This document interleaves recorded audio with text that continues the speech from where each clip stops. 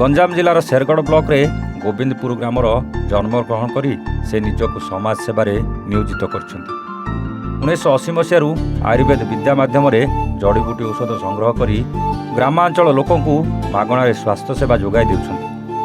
1980 ମସିହାରୁ ଆଜି ପର୍ଯ୍ୟନ୍ତ ନିରନ୍ତର ଭାବେ ଗାଁ ଗାଁ ବୁଲି ଔଷଧ, ଲୁଗାପଟା, ଶୀତବସ୍ତ୍ର, ଶୁଖିଲା ଖାଦ୍ୟ, ଚାଦର ବଣ୍ଟନ କରୁଛନ୍ତି। ବିଶେଷ କରି ଶେରଗଡ଼ ବ୍ଲକର ଶେରଗଡ଼ ସହରରେ ବାସ କରୁଥିବା 6 ଜଣ ଗରିବ ମହିଳାଙ୍କୁ ଜମି ହସ୍ତାନ୍ତର କରିଛନ୍ତି।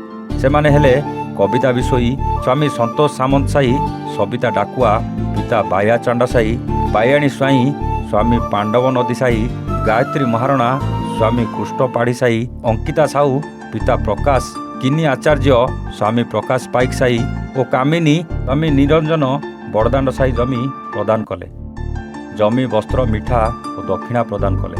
ସୋମବାର ଦିନ ଶେରଗଡ଼ ତୈଲକ୍ୟ ବେଶ୍ୟ ସାଧବ ସମାଜକୁ ଏକ ଜମି 40କୁ 80 ଦାନ ମା ଶ୍ୟାମାଳାଇଙ୍କ ମନ୍ଦିର ପରିସରରେ ଏକ ସଭା କରି ପ୍ରଦାନ କରିଛନ୍ତି।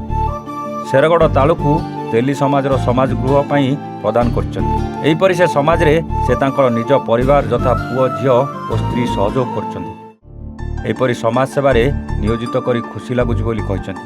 ଏହିପରି ସେ ଅଞ୍ଚଳରେ ଲୋକଙ୍କ ସହଯୋଗର ହାତ ବଢ଼ାଇଥିବାରୁ ଲୋକମାନେ ଶ୍ରଦ୍ଧାଭାଜନ ହୋଇଛନ୍ତି।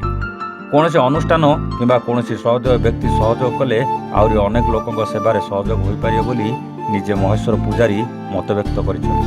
ଗଞ୍ଜାମରୁ ଅଖିଳ କୁମାର ପଟ୍ଟନାୟକ ରିପୋର୍ଟ, A1 ଓଡ଼ିଶା।